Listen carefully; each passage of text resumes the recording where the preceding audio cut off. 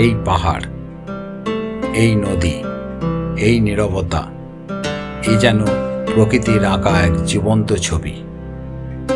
আজ আমরা ঘুরে দেখছি পাকিস্তান অধিকৃত কাশ্মীরের সৌন্দর্য, আজাদ কাশ্মীর।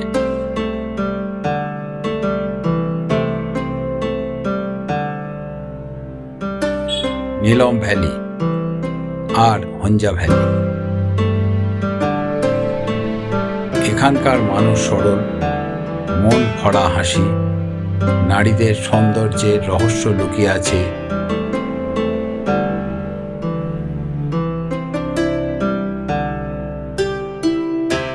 প্রাকৃতিক খাবার, বিশুদ্ধ জল আর পাহাড়ি জীবনে। আর বাঁকানো পথে ছুটে চলা কারাকোরাম হাইওয়ে দেখলে মন থমকে যায়। কিন্তু প্রশ্ন একটাই, এই সুন্দর জায়গা যদি ভারতের মধ্যে আসে, আপনি কি খুশি হবেন? আপনার মতামত কমেন্টে লিখুন। ভিডিও ভালো লাগলে লাইক করুন, আর এমন ভিডিও পেতে সাবস্ক্রাইব করুন এখনই। জয় ব্লগ।